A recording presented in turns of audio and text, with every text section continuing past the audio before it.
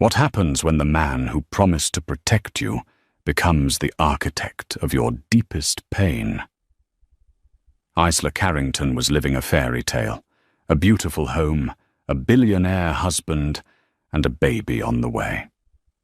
She thought she had it all, but in the gilded world of the ultra-rich, secrets fester in the shadows. One rainy afternoon, her fairy tale shattered on the asphalt of a private country road.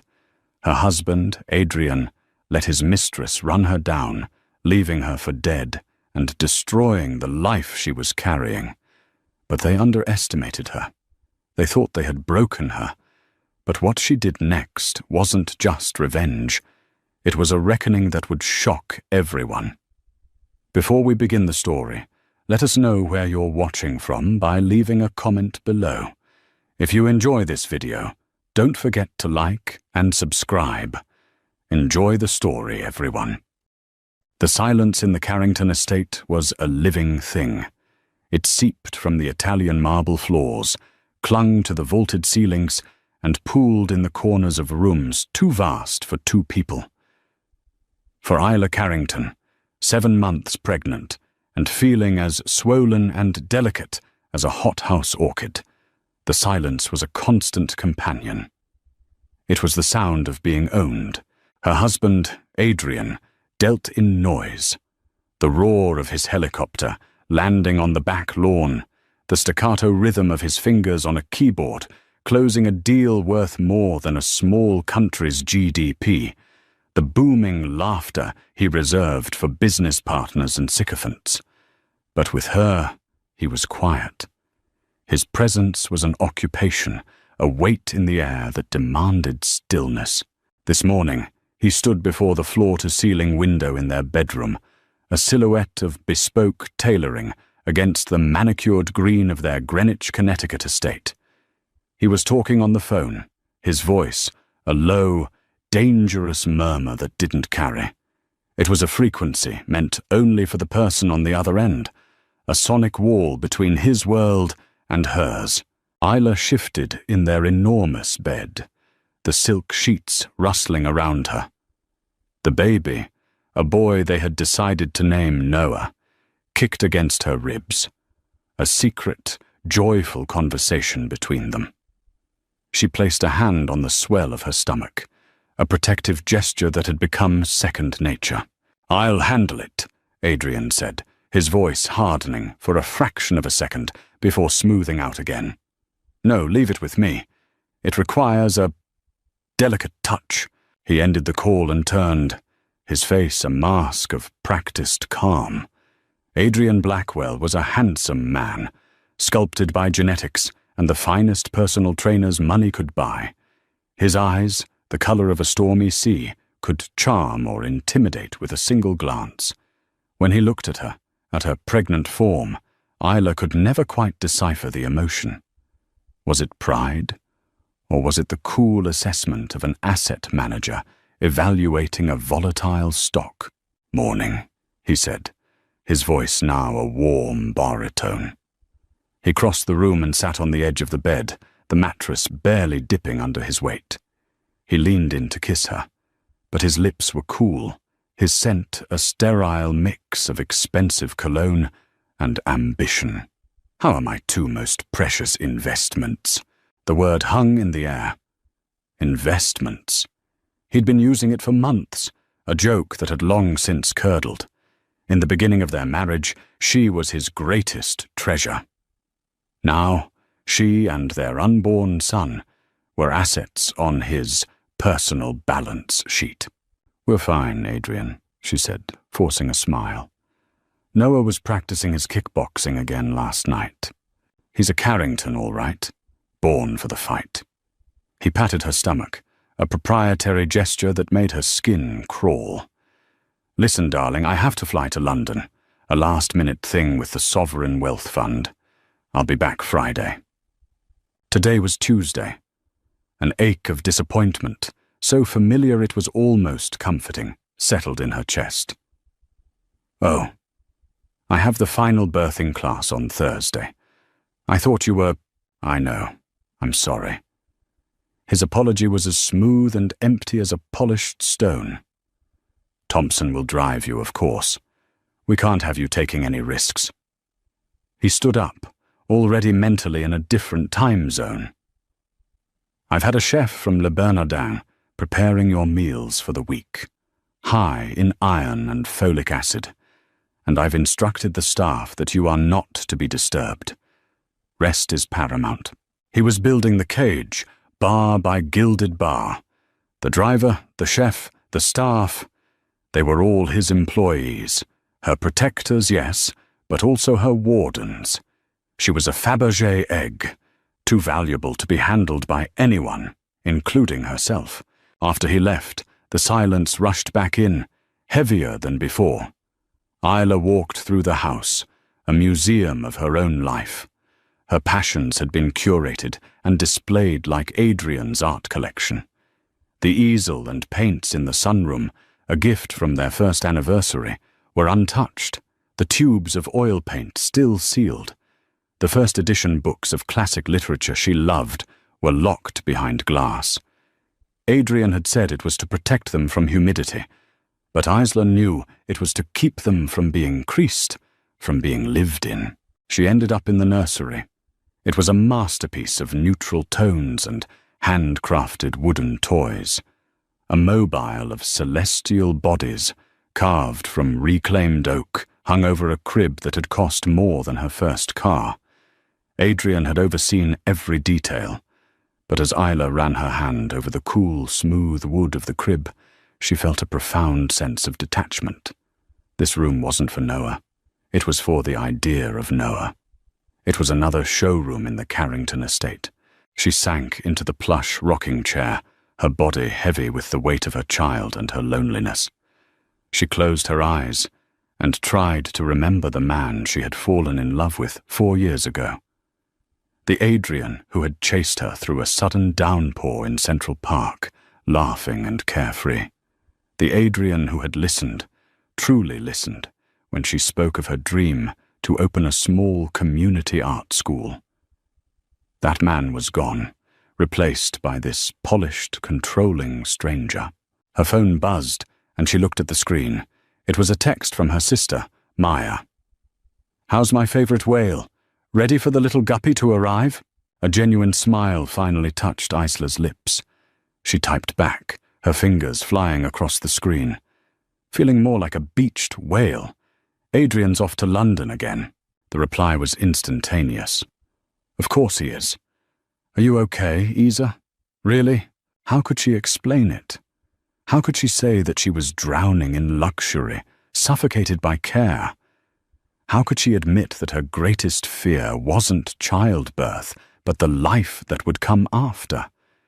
The life of being Mrs. Carrington, mother to the Carrington heir. Another perfect object in Adrian's collection. "I'm fine," she typed, "just tired.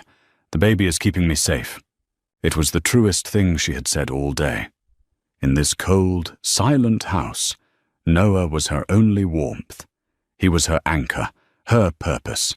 He was the one thing that was truly hers, a life growing inside her that Adrian couldn't control, couldn't lock behind glass. And she would do anything, absolutely anything, to protect him. Lydia Marlowe lived in a world of borrowed luxury. The sleek, modern apartment in Stamford wasn't hers. It was leased by Blackwell Industries. The black Mercedes in the garage, the designer clothes in her closet, the very air she breathed. It all came with Adrian Blackwell's invisible insignia. She was a shadow, existing only in the spaces he carved out for her, waiting for the moment she could step into the light. She checked her reflection in the darkened screen of her phone. Her blonde hair was perfect, her makeup immaculate. She had spent 2 hours getting ready for a 10-minute conversation. With Adrian, every second was an audition. The call came precisely at 10:15 a.m., just as he'd promised. He was in the back of his car, the muted sounds of New York traffic a distant hum. "Good morning, Lydia," he said. His voice was different with her. It was the voice he used for deals, crisp, direct, with an undercurrent of command. "Good morning, Adrian," she replied, her own voice a carefully constructed blend of warmth and deference. "I hope your flight was smooth, tolerable. I've wired the funds for your mother's treatment." A wave of relief, so potent it almost made her dizzy, washed over her. "Thank you, Adrian. I don't know what to say. You don't have to say anything. I take care of the people who are loyal to me.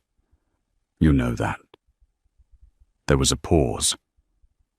"How are things on your end?" Lydia's heart began to beat faster. This was it. This was the real reason for the call. "Quiet. I've been keeping a low profile, just like you asked." "Good, that's good." Another pause, this one longer, heavier. "But the situation is becoming complicated. The pregnancy is progressing. She's getting more emotional, more possessive." Lydia's manicured nails dug into the leather of the armchair. She, the wife, the woman whose name was a ghost in their conversations. Isla. Lydia had studied her photos, memorized her face, the gentle smile, the soft brown eyes. The woman who had everything Lydia had ever wanted, and who held it all so carelessly. "What kind of complicated?" Lydia asked, keeping her voice even. "She's starting to ask questions about my schedule, about expenses. Nothing concrete, but it's a change in pattern. And with the baby coming, a divorce right now would be catastrophic. The optics, the settlement, it would jeopardize the Apollo deal. The Apollo deal. The multi-billion-dollar merger that would make Adrian a king, not just a prince." It was all he talked about. "So what do you want me to do?" Lydia asked, her voice barely a whisper.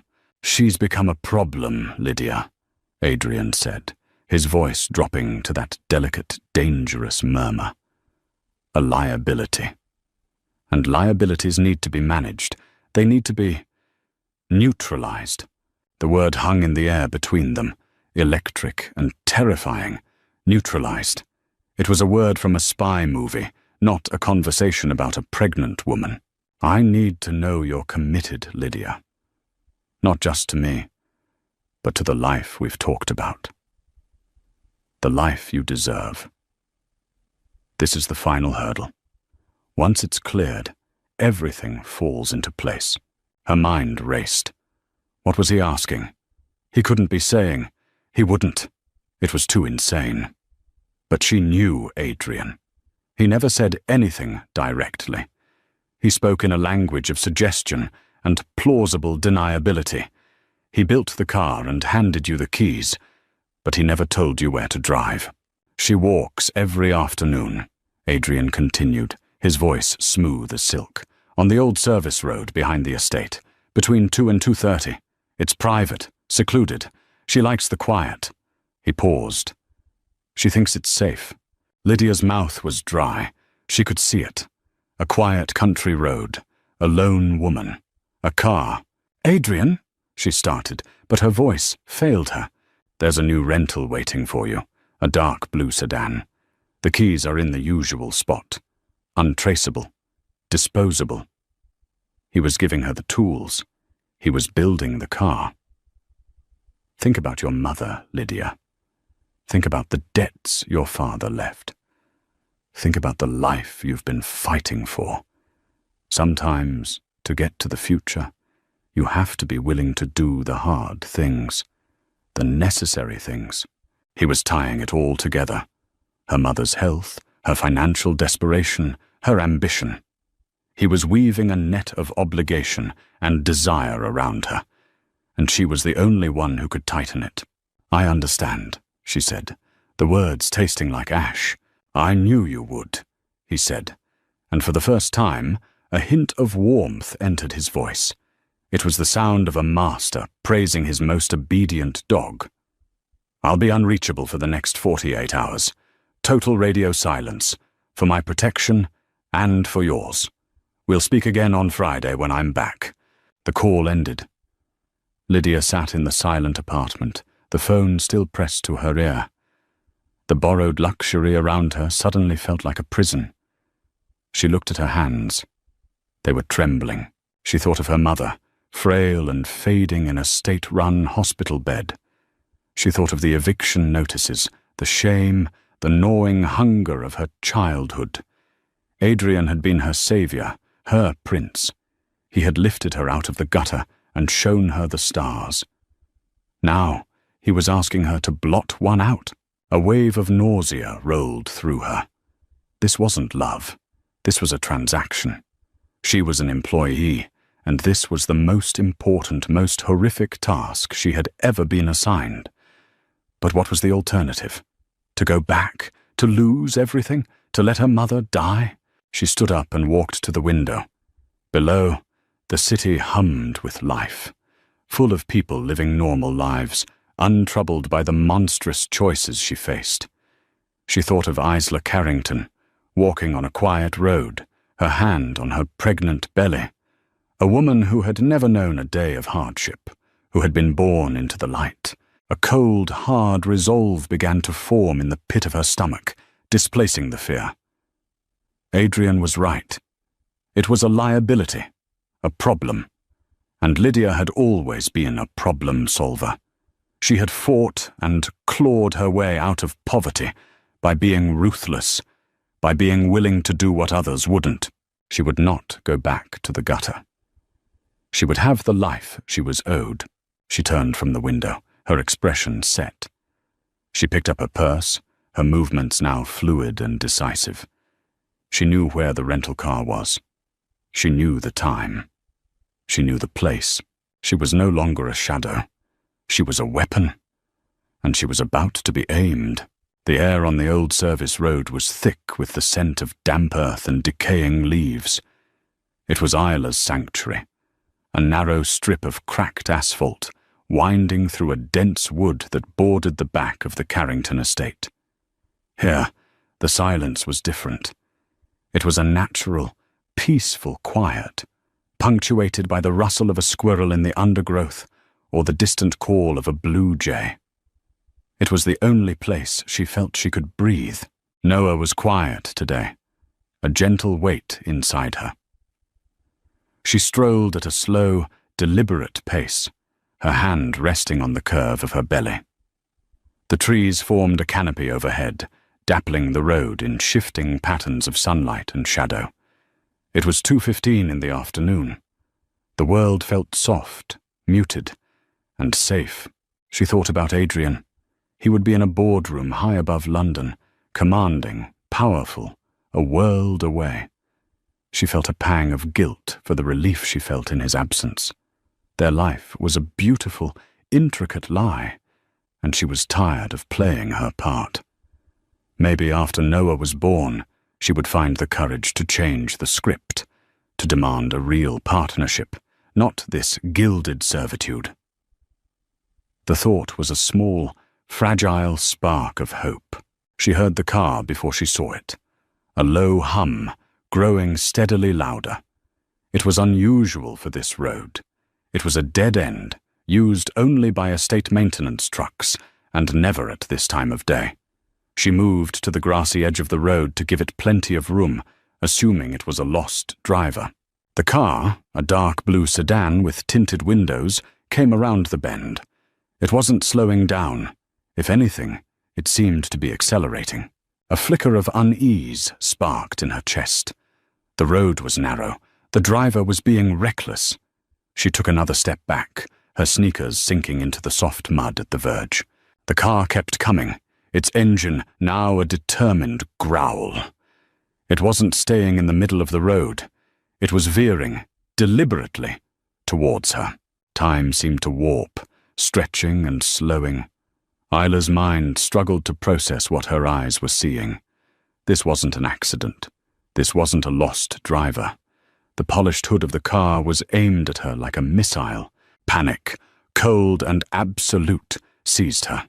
She tried to run, to scramble further into the woods, but her body felt heavy, clumsy, anchored by the precious life she carried. She managed a single, stumbling step sideways. In that last, horrifying second before impact, The sun glinted off the driver's side window. For a fraction of a moment, the tinted glass became a mirror, and Isla saw a reflection. Not of the driver, but of herself.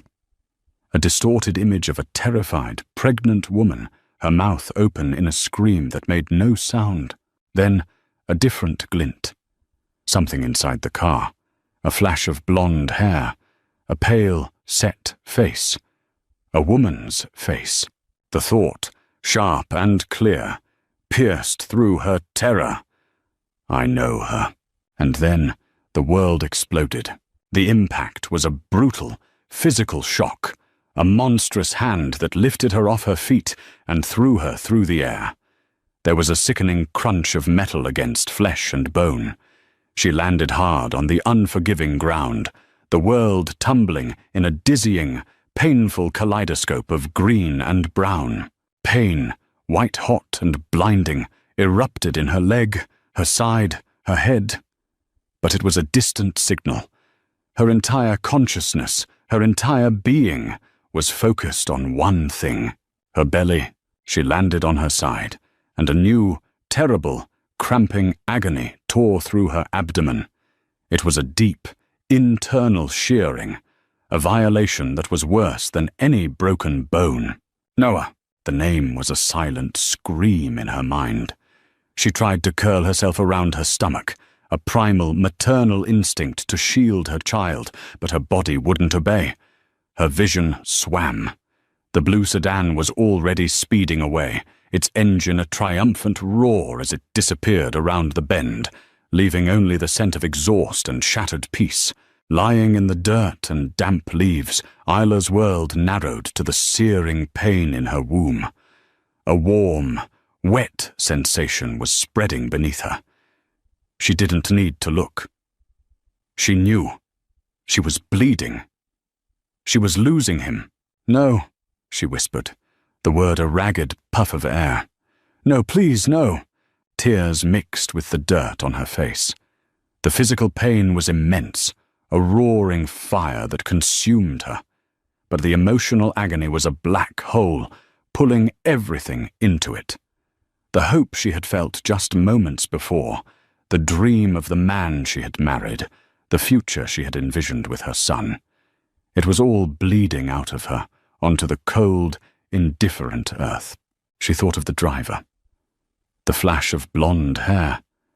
The pale, determined face. Where did she know her from? A flicker of a memory. A photo on Adrian's tablet he'd clicked away from too quickly. A glimpse of a woman at a restaurant he'd steered her away from. It was a ghost, a shadow she had felt but never seen. Lydia. The name surfaced from the depths of her subconscious, and with the name came a devastating, soul-crushing certainty. Adrian knew. He knew she walked here. He knew the time. Rest is paramount, he had said. We can't have you taking any risks. He had sent her here. He had sent her. The collision wasn't just a car hitting her body.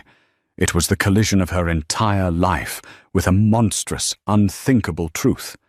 Her husband, the father of her child, had tried to kill them. The pain in her belly intensified, a vicious, final twist. It was the feeling of something being torn away, the feeling of emptiness. Noah was gone. As her vision began to fade to black, a new feeling rose through the agony and the grief. It was cold, hard, and sharp as a shard of glass. It was rage. They had taken her son. They had taken her future. They had left her to die on a lonely road. But she wasn't dead, and in the ruins of her life, that single fact became a promise, a vow. She would not be silenced. She would not be erased. She would survive, and she would make them pay. The first thing Isla was aware of was the smell. Antiseptic, bleach, and the faint, cloying scent of wilting flowers, the smell of institutional grief. The second was the sound, the rhythmic, electronic beep of a machine that was measuring the beats of her broken heart. She opened her eyes. The ceiling was white, acoustic tiles with faint water stains. She was in a hospital room. A private room, of course. Adrian would have insisted. Memory came rushing back, not as a wave, but as a physical blow. The blue car, the impact, the searing pain. Noah, a sob, raw and guttural, tore from her throat. A nurse she didn't know rushed to her side. Mrs. Carrington, Isla, it's okay, you're safe now. But she wasn't safe. And it wasn't okay. She put a hand on her stomach. It felt empty, deflated. The vibrant life that had been her constant companion was gone. The silence from her own body was more deafening than any noise. "My baby," she rasped, her throat raw. "Is he?" The nurse's face was a mask of professional pity, an expression Isla knew she would come to hate. "I'm so sorry, Isla. The trauma was too severe. We did everything we could, but you lost the baby." The words were clinical, final.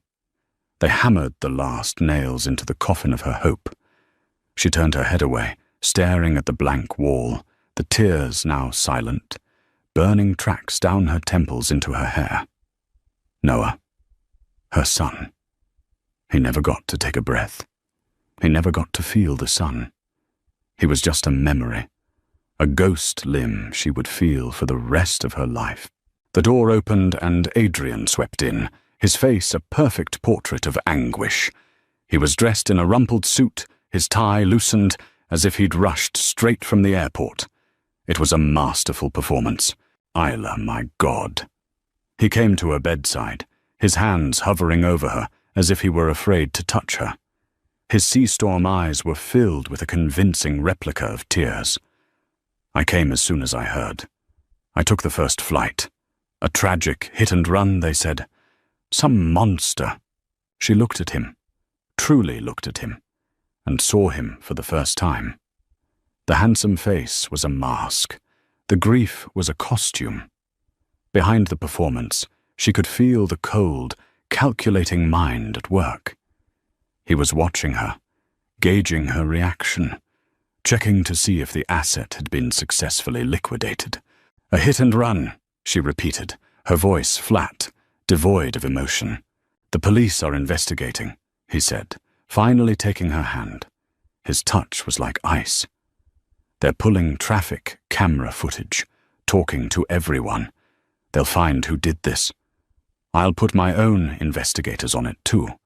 I'll spend every last penny to bring this animal to justice. I swear to you, Isla." The hypocrisy was so vast, so audacious, it was almost breathtaking.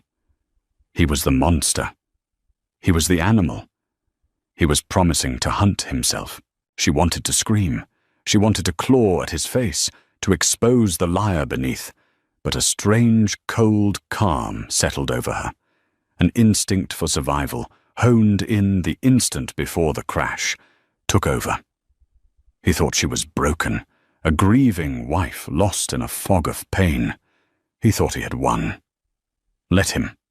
A broken, grieving woman was invisible, and an invisible woman could be dangerous. "The car," she said, her voice a low whisper. It was a blue sedan. Adrian's grip on her hand tightened almost imperceptibly. "Did you see anything else?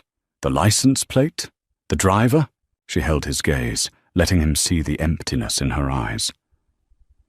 "It happened so fast, I saw a flash of blonde hair, I think. It could have been the sun."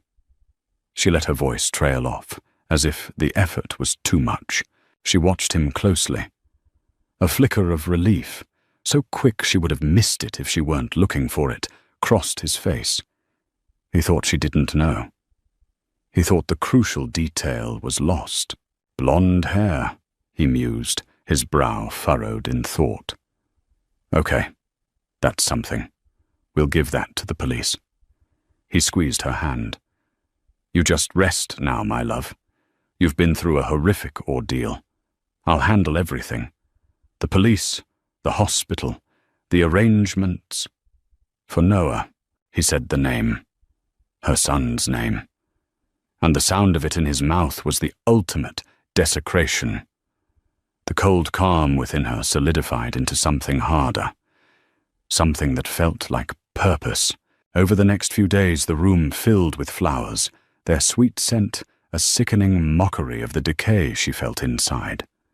Adrian was a constant, attentive presence, the perfect, grieving husband. He fielded calls, met with doctors, and spoke to the 2 detectives assigned to the case, a weary-looking man named Detective Rowan Hayes and his younger, sharper partner, Detective Ava Lynn. Isla played her part. She was quiet, withdrawn, lost in her grief. She answered the detectives' questions with vague, fragmented memories. She let Adrian speak for her. She watched as he masterfully steered the narrative, painting a picture of a random, senseless tragedy. But in the long, silent hours of the night, when Adrian slept on a cot in the corner of her room, Isla's mind was working. She replayed the collision over and over, not as a victim, but as an analyst. The speed of the car, the angle of its approach, the flash of blonde hair, the name that had surfaced from her subconscious. Lydia, she remembered Adrian's words. It requires a delicate touch. I'll handle it. He hadn't been talking about business. He had been talking about her. The grief was a vast, black ocean inside her, and she was adrift on it. But now, there was a distant shoreline, a point to swim towards. It wasn't justice. The police were looking for a phantom, a random monster. They would never look at the handsome, grieving billionaire whose resources were at their disposal. Justice was a fantasy. What she wanted was colder, cleaner, and far more personal. She wanted to dismantle Adrian Blackwell's world as completely as he had dismantled hers. She wanted to take away everything he valued, his money, his power, his reputation, and leave him with nothing but the truth of what he was. He had made one critical mistake. He had let her live. He thought he had taken everything from her. He was wrong. He had left her with a clarity born of absolute loss. He had left her with a reason to get out of this hospital bed. He had left her with her rage, and she would nurture it, feed it, and forge it into a key. The key to his gilded cage.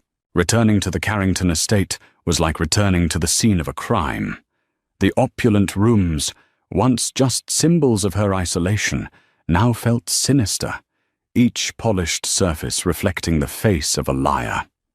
Adrian had insisted she needed round-the-clock nursing care, another layer of surveillance disguised as concern.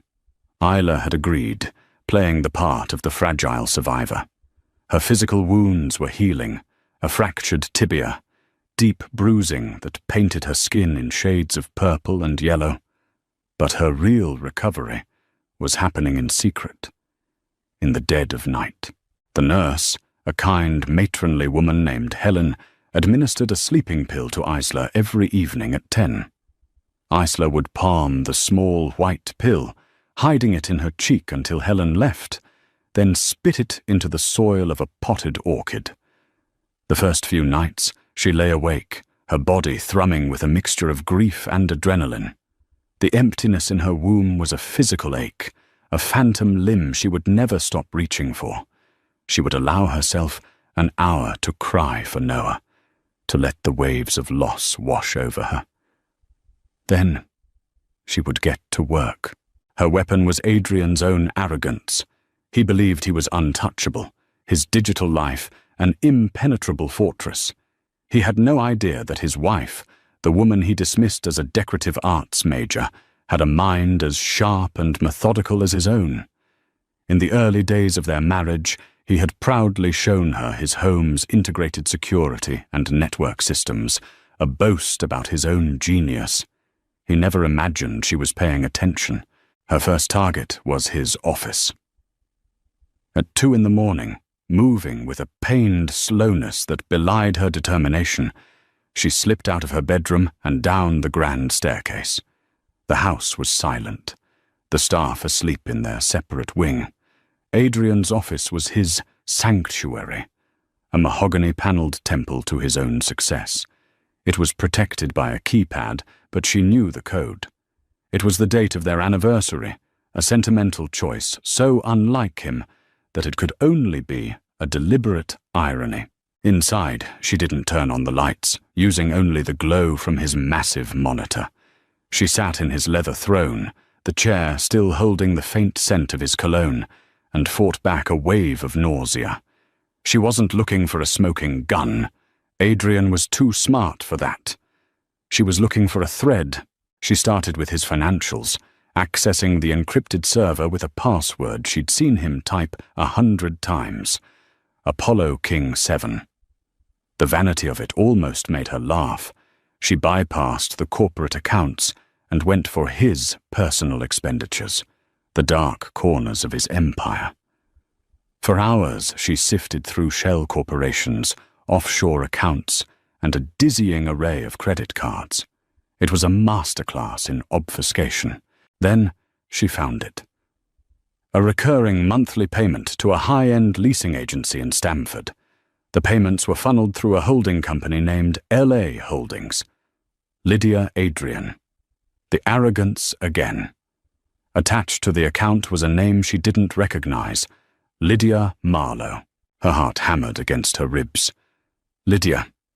The name from her subconscious.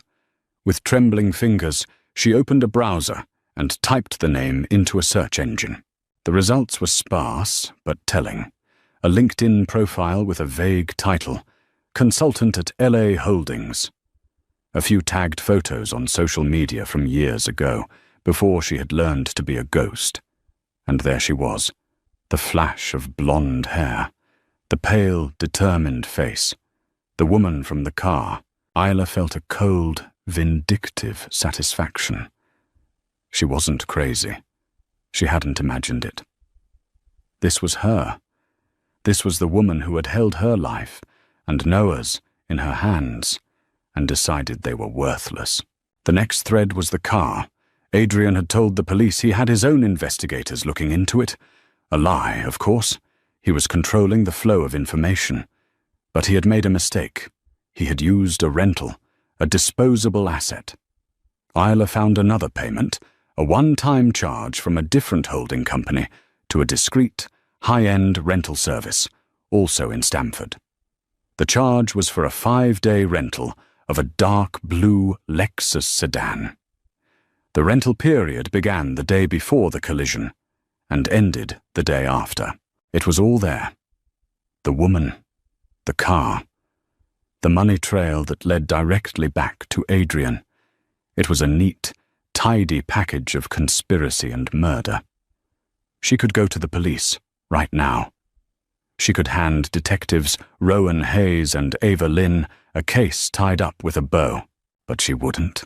The thought of Adrian and Lydia in a courtroom, surrounded by lawyers who would twist the truth and paint them as victims of a misunderstanding, filled her with disgust. A prison sentence felt too clean, too simple. It was the system's justice, not hers. They had tried to turn her into nothing more than a bloody smear on the asphalt. She would not grant them the dignity of a legal battle. She would give them the same thing they gave her: personal, intimate, soul-crushing ruin. She downloaded everything: the bank statements, the rental agreements, the corporate filings for LA Holdings. She copied them to a small encrypted flash drive she had hidden in a hollowed-out book in her library, a first edition of The Count of Monte Cristo. Her plan began to form, a complex and beautiful architecture of destruction. It wouldn't be a single explosion. It would be a series of controlled demolitions, taking out the support structures of Adrian's life, one by one, until the entire edifice came crashing down. He valued his reputation. She would shatter it. He valued his power. She would strip it from him. He valued his money. She would bleed him dry. When Adrian returned from his next business trip, he found her in the sunroom, dabbing at a canvas with a paintbrush. She had set up the easel he had bought her. "Isla," he said, his voice full of pleased surprise. "It's good to see you painting again. A sign of healing." She looked up at him, her face a carefully constructed mask of fragile recovery. "I thought I should try to find a way forward." She looked down at the canvas. It was an abstract swirl of blues and greys, a storm of colour. It was the image of the car, the memory of the impact, translated into something he would never understand. "It's beautiful," he said, kissing the top of her head. "Whatever you need, my love. I'm here for you." She smiled, a small, sad smile that cost her everything. "I know you are, Adrian."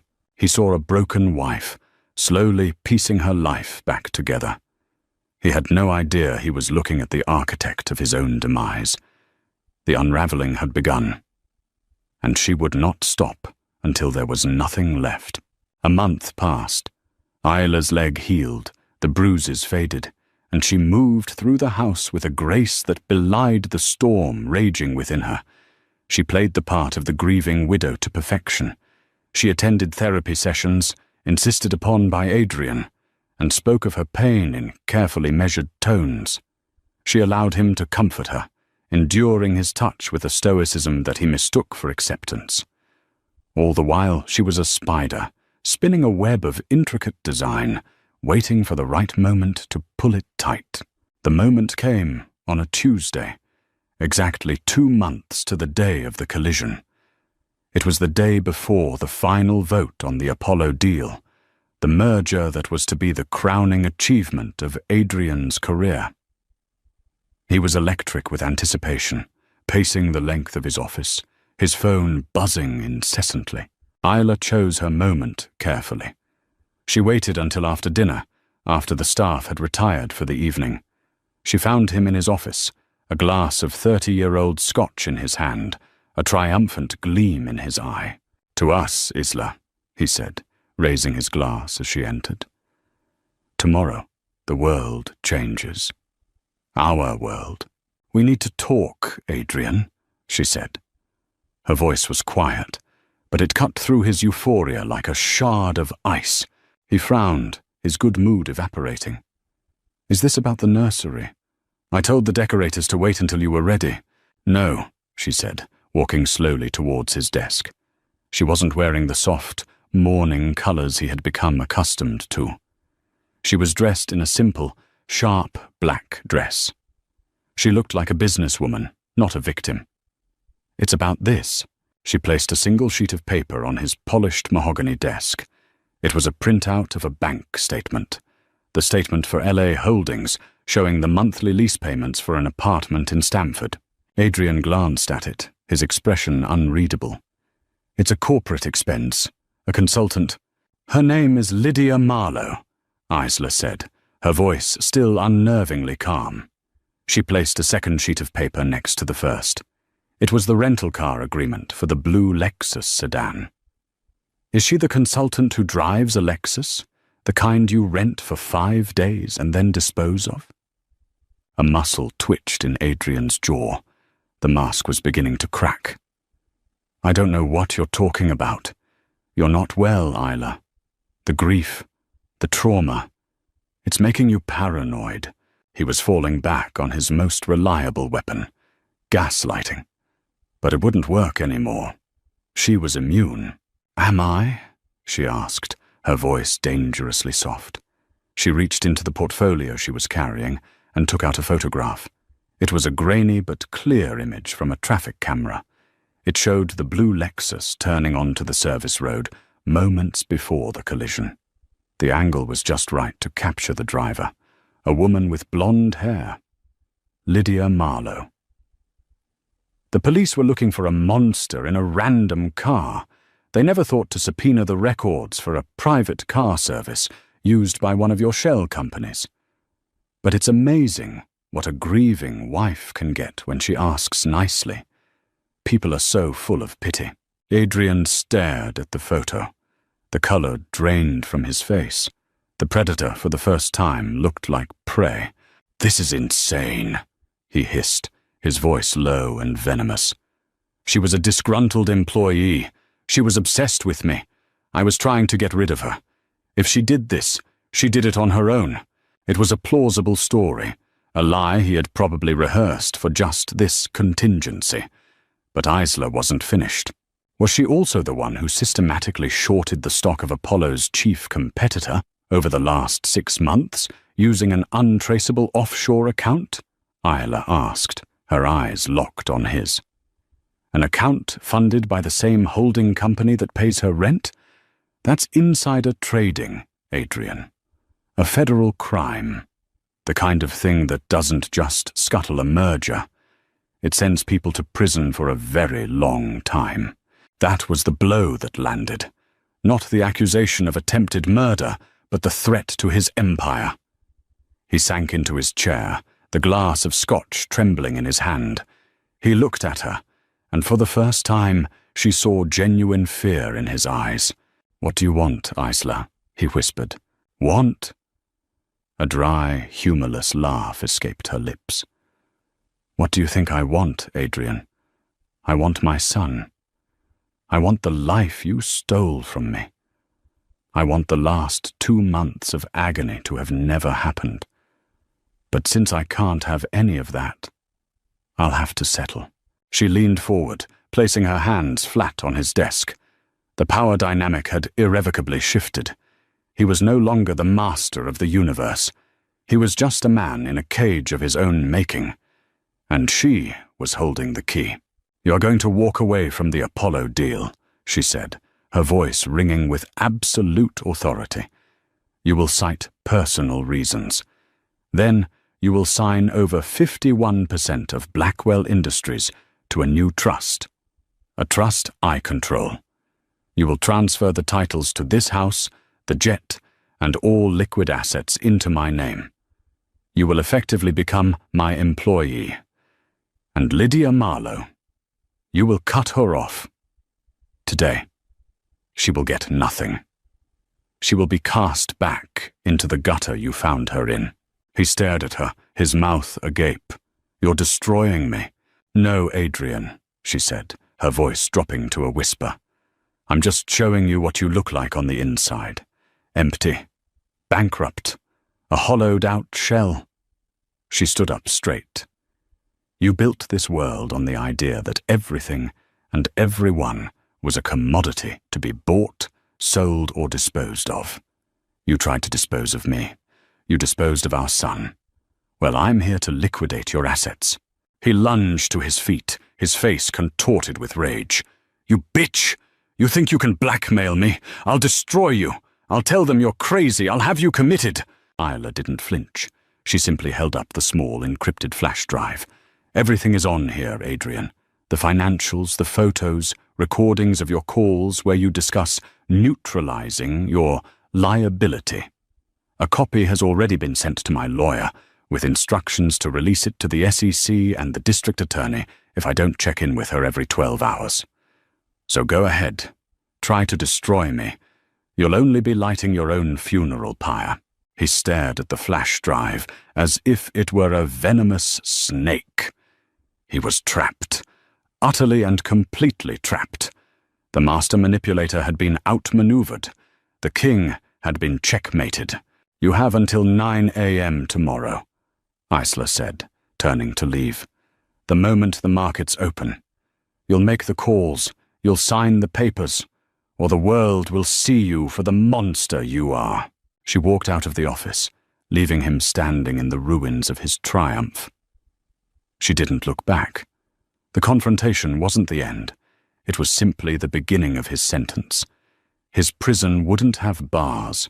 It would be the gilded cage he had built for her, where he would live out his days as a powerless ghost in the empire he had lost. The next morning, the world of high finance was rocked by a seismic shock. Adrian Blackwell, the titan, the visionary, the man on the cusp of the biggest merger of the decade, had inexplicably pulled out of the Apollo deal. The official statement was terse, citing grave personal reasons. The stock plummeted. Whispers turned into panicked shouts on trading floors from New York to Hong Kong. Adrian's empire, once thought indestructible, was hemorrhaging value by the second. From the sunroom of the Greenwich estate, Isla watched the fallout on a financial news network, a cup of tea warming her hands. She felt no triumph, no joy, only a cold, quiet sense of order being restored. Adrian was a ghost. He had done as she commanded, his voice a hollow monotone on the phone as he dismantled his own legacy. The lawyers had descended, documents were signed, and control of what was left of Blackwell Industries was transferred to the Noah Carrington Foundation, a trust Isla had established. The name was her own private memorial, a testament to the reason behind it all. Her final act was not for Adrian. It was for Lydia. Isla had tracked her down easily. Without Adrian's funding, Lydia had been evicted from the Stamford apartment within a week. She was now living in a rundown motel off the interstate, the kind of place with peeling paint and the lingering smell of desperation. The black Mercedes had been repossessed. The designer clothes were likely sold. Isla drove herself. She took a simple sedan from the garage, not the Rolls or the Bentley. She found Lydia's room at the back of the motel, facing a dumpster. She knocked on the door. When it opened, Isla was struck by how small Lydia looked, without her armor of wealth. Her blonde hair was limp, her face pale and drawn. The designer dress had been replaced by cheap jeans and a faded t-shirt. When she saw Isla standing there, her eyes widened in pure terror. "What do you want?" Lydia stammered, trying to slam the door, but Isla was quicker, holding it open with a firm hand. "I'm not here to hurt you," Isla said, her voice even. "I'm here to give you a choice." She stepped inside the small, squalid room. It smelled of stale cigarettes and fear. Lydia backed away until she hit the wall, her body trembling. "He's gone, isn't he?" Lydia whispered. "He cut me off. He won't answer my calls." "Adrian is no longer a factor," Isla said. "This is about you and me, about what you did." "He made me do it!" Lydia cried, tears streaming down her face. "He said he'd ruin me. He said my mother. He was paying for her treatment. I had no choice." "There's always a choice," Isla said, her voice hardening. "You chose to get in that car. You chose to press the accelerator. You chose to leave me bleeding on the side of the road. You could have said no. You could have come to me. You could have done 1,000 different things. But you chose to try and murder a pregnant woman for a man who saw you as a disposable tool." The words hit Lydia like physical blows. She slid down the wall, burying her face in her hands, her sobs racking her body. Isla watched her for a long moment, the architect of her own misery. She felt a flicker of something, not pity, but a profound sadness for the waste of it all. This woman had thrown away her soul for a man who had none. "I have a recording," Isla said, her voice pulling Lydia from her despair. "A confession from Adrian. He details everything. Your arrangement, his instructions to you, the plan.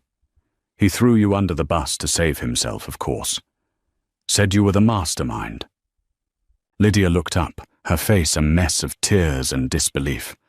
"What? He's a coward, Lydia. Did you really expect anything else?" Isla paused, letting the betrayal sink in. "I could give this recording to the police. They would convict you of attempted murder and a dozen other things.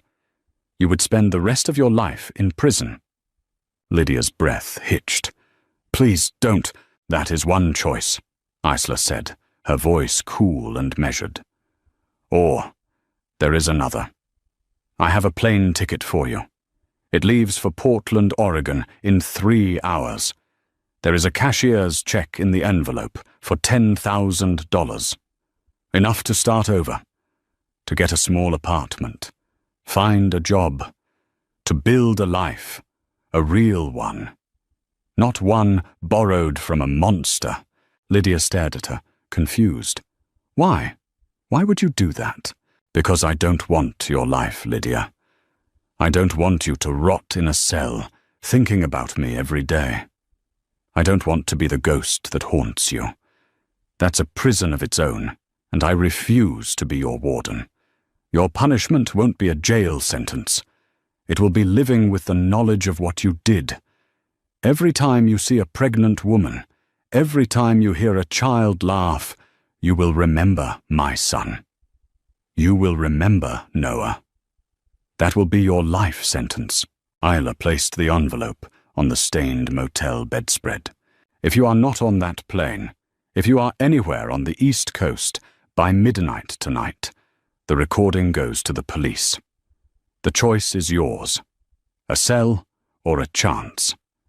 A very small chance that you in no way deserve to become a different person. Isla turned and walked out of the room, leaving Lydia with the two possible futures.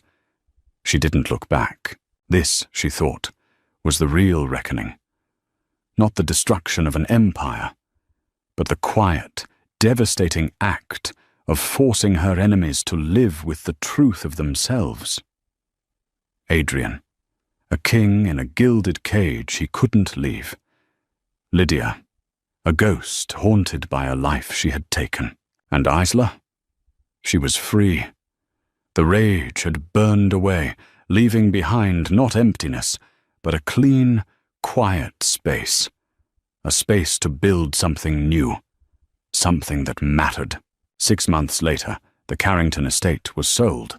The proceeds, along with the bulk of Adrian's liquidated fortune, were funneled directly into the Noah Carrington Foundation. The headlines had faded. Adrian Blackwell was a cautionary tale whispered in boardrooms, and Isla had disappeared from the public eye. She hadn't gone far. She bought a modest house in a quiet, leafy suburb an hour away from the city. It had a small garden in the back and a sun-drenched spare room that she had converted into an art studio. For the first time in years, the smell of turpentine and oil paint filled her home. Her life was quiet, but it was no longer silent. It was filled with the sounds of purpose. Her days were spent not in solitude, but in the bustling, slightly chaotic downtown office she had rented for the foundation. It was a world away from the sterile luxury of Blackwell Industries. The furniture was from IKEA, the coffee was brewed in a cheap drip machine, and the air hummed with the passionate energy of the small team she had hired: social workers, legal aid lawyers, and counselors. The Noah Carrington Foundation didn't just write checks. It provided direct, immediate support for women and children escaping domestic abuse. It secured restraining orders, found safe housing, provided therapy, and helped women get back on their feet with job training and educational grants. It was the safety net Isla never knew she needed, now cast wide for others. She never spoke of the details of her past. To her staff, she was simply Mrs. Carrington, a quiet, fiercely dedicated philanthropist with a sad story she didn't share. But they saw her strength. They saw the way she listened to survivors' stories, her eyes filled with an empathy that went beyond mere pity. She wasn't just funding the work, she was living it. One afternoon, a young woman named Maria sat in her office, a baby sleeping in a carrier at her feet. Maria had come to them 2 months ago with a broken arm and a black eye, fleeing a husband who saw her and her child as his property. The foundation had gotten her into a new apartment, found her a job, and was providing daycare. I wanted to thank you, Mrs. Carrington, Maria said, her voice thick with emotion. You didn't just give me money. You gave me my life back. You gave my son a future. Isla looked from Maria's grateful face to the sleeping baby, his tiny chest rising and falling in peaceful rhythm. For a moment, the old ache, the ghost of Noah, clenched her heart. It never truly went away. But it was no longer a raw, open wound. It was a part of her, a scar that reminded her not just of what she had lost, but of why she was here. "You did the hard work, Maria," Isla said, her voice soft. "You were brave enough to leave. We just opened the door." After Maria left, Isla walked to the window of her office. It overlooked a small city park. Children were laughing on the swings, their parents watching from nearby benches. It was a simple, ordinary scene, the kind of life she had once taken for granted and then had stolen from her. She had never heard from Lydia again. A part of her hoped she had gotten on that plane, that she was trying, somewhere in the vastness of America, to be better. She had never seen Adrian. Her lawyers informed her that he still lived in a small, private hotel in the city, a prisoner of the terms she had set. He had his money, but no power, no influence. He was a nobody. She rarely thought of him. He had become irrelevant. Her redemption hadn't come from revenge. The destruction of Adrian's world hadn't healed her. It had only cleared the rubble. Her healing, her new dawn, was here, in the quiet moments of her new life, in the brush strokes on her canvas, in the grateful eyes of a woman she had helped save.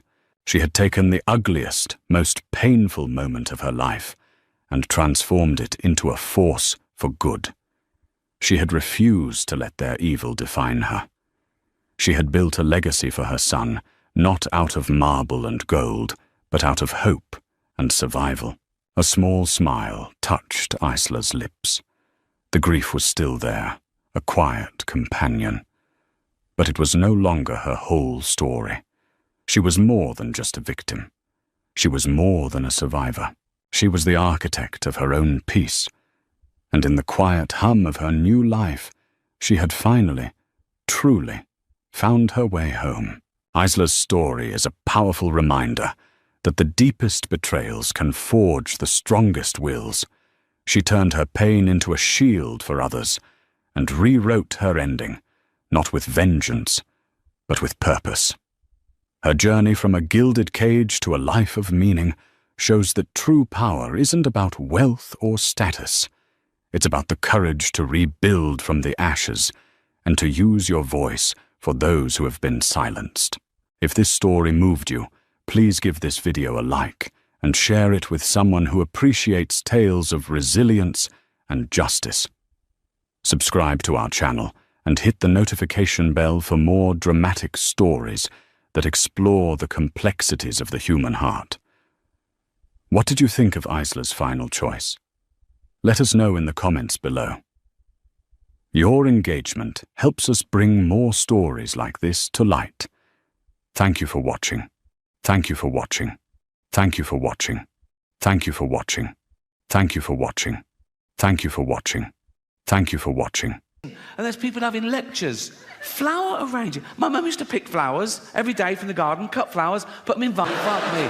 Oh, sorry, Jack, can't afford your tennis racket. We've got to spend all the money on a ramp and a motorised wheelchair for this money-grabbing little fucking... Why do you need a motorised one? No arms. That's fair enough. That is fair enough. I can tell some of you feel a bit uncomfortable laughing at little Timmy, who's a little 6-year-old lad. He's got a funny little voice because his chest is all fucked. Got no arms, no legs, just like stumps, right? But let me tell you something about Timmy to make you feel better about yourselves. He's a fucking racist. Yes. Horrible little shit, he is. You little fucking bigot. You disgusting little fucking racist, you racist scum, you filthy little fucking, you fascist, you fucking, you disgust me.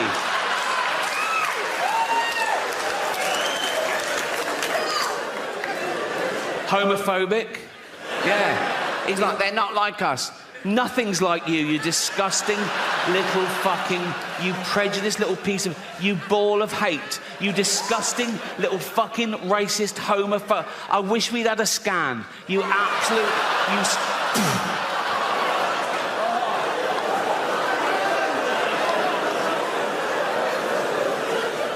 Misogynist.